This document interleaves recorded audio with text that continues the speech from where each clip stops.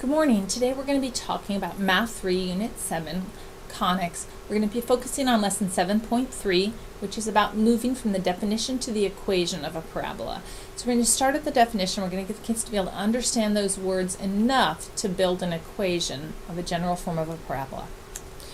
This video is teacher's notes. Later we might make a student note copy. We'll see how the time goes.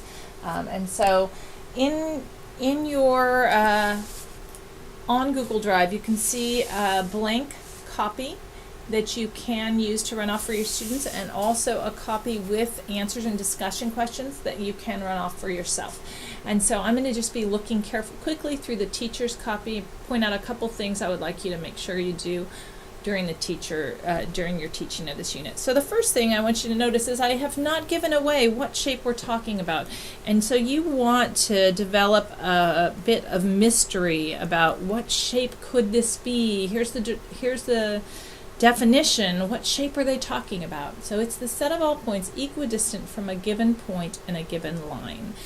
And so you want to build on their idea of equidistant, that it means that things are in equal distance from each other, and you want to have them try to guess points that would fit that definition. See if we can make some kind of a scatter plot of guesses that gives us an idea what the shape really is. There is a name for the given point. It's called the focus, and a name for the given line. It's called the directrix. And so after a while, I think every single class I've ever had has come up with that this point is an equal distance between the focus and the directrix. I would make sure they realize that to measure how far you are away from the directrix, you have to go straight there.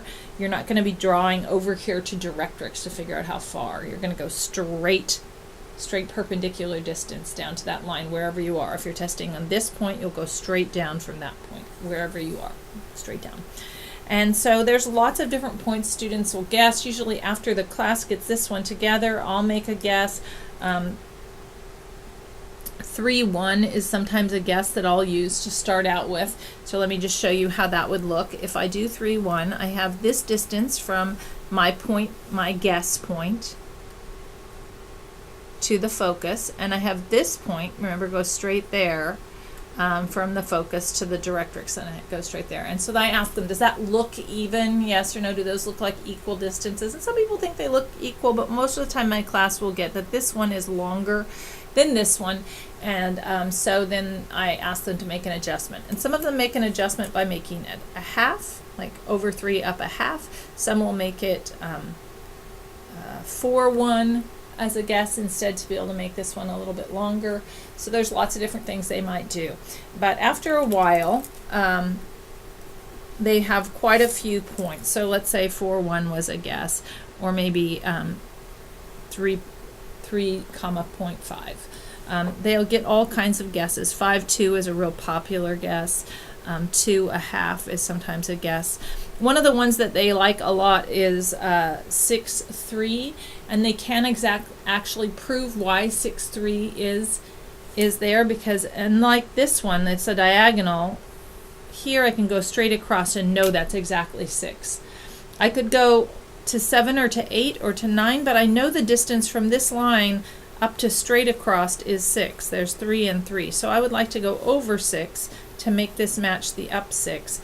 So 6-3 is a very popular point you should see on most of the guesses. And then you'll notice that I have them plus and minus, because students will usually realize that there's some over here that are pretty good. If it goes forward 6 up 3, it should go backwards 6 up 3, that there's some symmetry to this situation. And so you'll get a wide variety of guesses in here of things. But after putting a lot of these guess points in here, I ask kids, does it look like it's a line that's being described? And invariably, after putting on some of the points they think might be equal in distance, they'll decide that it looks like a parabola. As soon as they decide that, I add that into my thing. This is true. We're talking about the definition of a parabola. A parabola is the set of all points equidistant from a given point in a given line. And so that mystery is solved. But keeping the feel of mystery is helps drive the first couple pieces, which are really important exploration pieces that help the students really understand this definition and really understand what's going on. This is a nice discussion set of questions to help them get the 6-3, negative 6-3 piece. So some of them we can just count, but some of them, if I really want to know how long this is right here, I know I want it to be the same length as this, and this one I can count 1, 2, 3, 4 if I've gone all the way up 4. Then over here what I can use is Pythagorean theorem.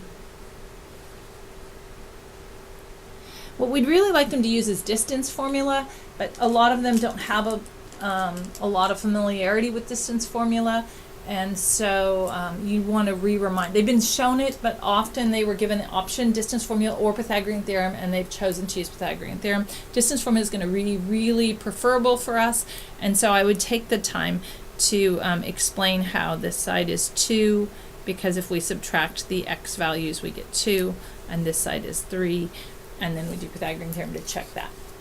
On the next page, make this a competition for your students to find. We all agree about 0, 0. We all agree about 6-3 and negative 6-3. The other points we're not exactly sure. Let's see who got the closest points. So pick your pair of points that you think is the very closest and test those out. Now here, as an example, I tested 3.51. That was mine, so you can't pick that one. And when I tested 3.51, I actually drew 3.1. If you tested, say, 3.1, then when I went over 3, I went straight down to this spot, and that's the spot I'm using. So this focus is 0, 3, and this directrix is straight down, and then definitely negative 3. Right? This guy is at y equals negative 3.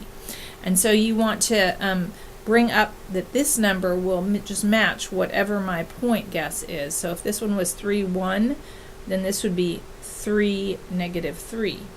If this was 4.1, then it would be 4, negative 3. Whatever that x value is, I'm going to go straight down on that. And so in this case, it was 3.51. My focus is always this, and my directrix, these guys will match. So you want to show that on the graph. You also are probably going to want to take a minute to write down the distance formula for them. I put it right here before, but now I just wrote all over that. So my distance formula is the x's subtracted plus and squared plus the y's subtracted and squared, because this is Pythagorean theorem in disguise. And so they should test points, and when I tested my point, I was only 0.03 off. It was really, really close. So I want them to test more points. And you can test one that doesn't look very good. Just ask them, tell me one that's not very good, and test that and see what you get, and then turn them loose. Make it a competition. Who can get the closest? Maybe even give a piece of candy or something like that for the 3 that are the closest. On here, I suggested that you plot the 7 close point and draw the curve of best fit, either on the board or on your paper projected, so that they can see how much that looks like a parabola. Okay. And they should realize from this that guessing is really not the most efficient way. There should be some kind of formula way to get an equation so that we don't just have to randomly guess. And so we're going to build to that. This next piece right here, if you pretend all that blue writing is not there right now, I'm going to build, I'm going to test out my parabola equation. This is just like what they have to do on the homework. So here's my focus. Here's the generalized point. I'm going to put xy because I don't know what the coordinate is of all the points. And then whatever that value is, this one will be the same. The point and the directrix one will be the same because we went straight down. Okay, so you're going to do from the point to the focus and also from the point to the directrix. So you're going to do the distance formula with P and F, x minus x, y minus y, and from P and D. And I would call on one student for this, call on a different student for that, This piece of math they're going to do like 100 times in the next 3 assignments, so this is good to spend the time on. When you get to right here, I would probably go ahead, I squared both sides to get rid of the square root, and I would probably take the time to write this out, what I'm doing. Just so that they know, and then multiply those out. I also took this piece underneath and I canceled out the y squareds, I canceled out the 9s, and I added the 6y to the other side. That's how I got this 12y. And this is a absolutely fabulous way to leave it. It will be very useful. If you like to, you can divide by 12. This will build naturally if you divide by this 12 on their intuition about, wow, this is a really wide parabola because that's a really small fraction, and it looked wide, so that makes sense. Here's some notes about the form. You're going to get to choose which of these two forms you prefer. I will tell you that this form is a little bit easier computationally as far as fraction work and things like that, and it has one less step, but this form is very comfortable for the students. It's what we've done in the previous, and so in fact there is a worksheet that will be useful after this day, before the next day, about the different forms, the vertex form that we've learned before, and also something that's called the focal width form. I would show that not today, but eventually both of those forms have advantages, and so both of these forms will end up being useful. So once we have this equation, or this equation, whichever you prefer, now we're going to test the points we knew. We knew 0, 0 was on, and if we try that, for instance, in here, if I try this in here, 6 squared is 36, and 3 times 12 is 36, that checks. Negative 6 squared is still 36, 3 times 12 is 36. Over here there was just a tiny bit more work because of the extra fraction thing, but still easy to check. And so those we knew directly were on, worked. And now it's a lot easier to find points that will work. Here's a bunch that will work. If you're running out of time, this is not so important, but I would show you this. I can actually pick anything I want for y. If I pick 1 for y, then 12 times 1 is 12, and x should be the square root of 12. If I pick 2 for y, then that's 24, and x should be the square root of 24. And so it's really easy to find ones that work out exactly. I happen to pick ones that came out to whole numbers, but if you are comfortable with square roots and they can break those down, that'd be good practice for them. The equation makes it really easy to find extra points that are on. Rather than guessing, try and distance formula, guessing, try and distance formula. They'll really see the beauty of an equation if they spent the time guessing on page 2. Okay, so there you go. And now the next two, part 4 and 5, go together. You should do those at the same time. So if your clock is racing and it doesn't look like you're going to get all the way through all of this, then what I would say to you is it might be that you want to give an assignment that practices the completing the square piece you've done on the previous part, that practices graphing parabolas in general based upon what we learned in Unit 1 and what they learned back in Math 2. Because 4 and 5 really go together, and the example problems and this homework assignment go together with those parts. So now we're going to find out some interesting things about the formula. So if C is the distance from the vertex to the focus, so instead of up 3 and down 3, I've gone up C and down C, and this directrix would be y equals negative C. I went down C. Then I can name each one of these points. Now on the student's page, these points are not named. As a matter of fact, let me put you through a little bit of the struggle that they have with that. Okay.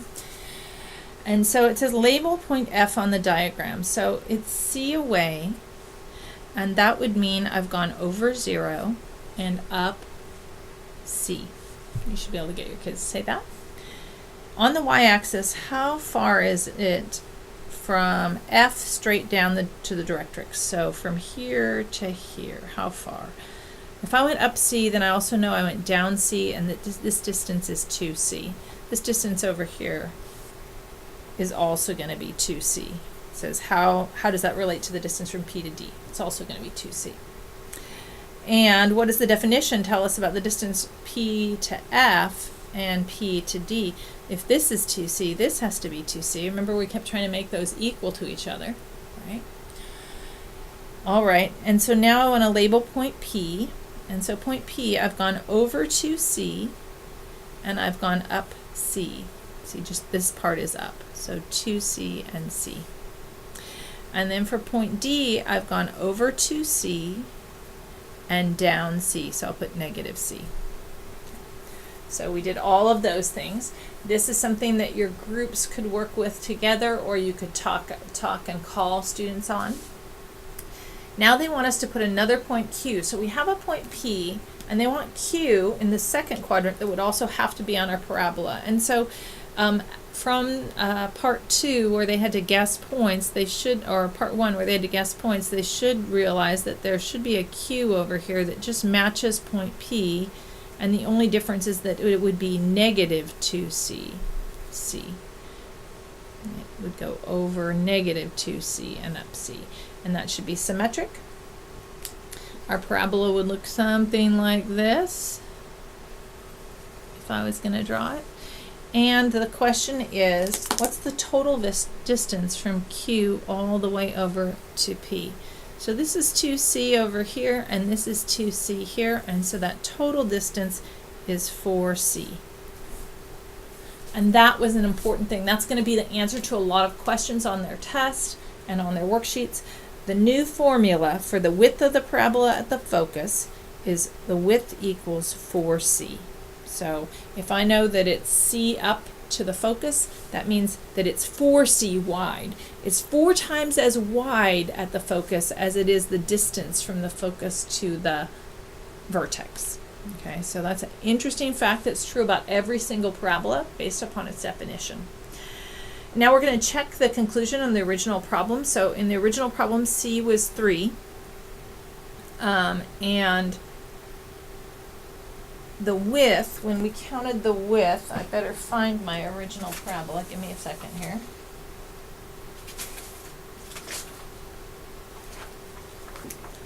When we counted the width, it was 6 and 6.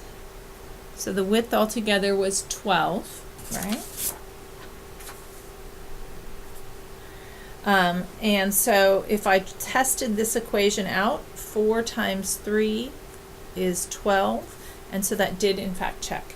And the equation that we got, remember when we completed the square on this part, let's see, I'm trying again to find my piece of paper. Right here, this equation that we got was x squared equals 12y, and what you might notice is that this 12 is the same as the width. If you had solved for y and you had y equals 1/12 x squared, then what you'll find is the reciprocal of that number in front of the x squared is the width at the focus. The width at the focus.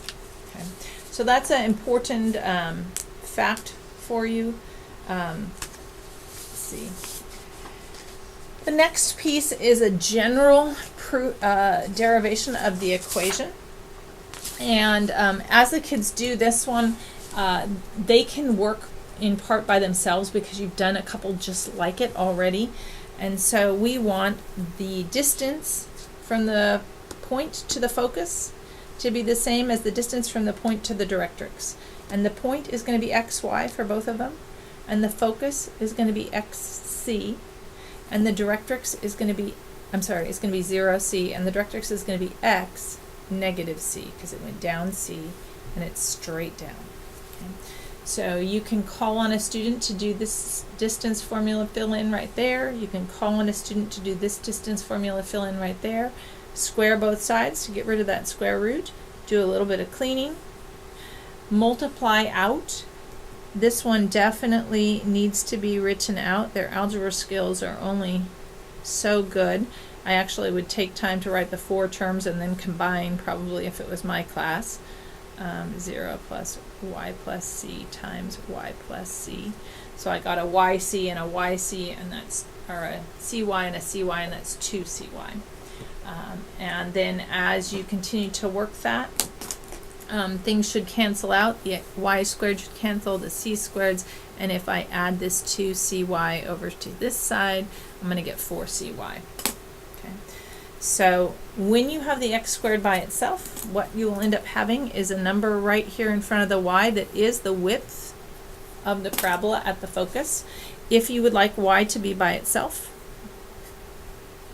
then what you have found is the reciprocal of this number in front of the x squared is the width at the focus, where c is the distance from the vertex to the focus and the distance from the vertex to the directrix. This is supposed to say negative c. I see I have a little typo there. Okay, so that is the end of the proof for the formula. And then you have 3 problems that they have to do.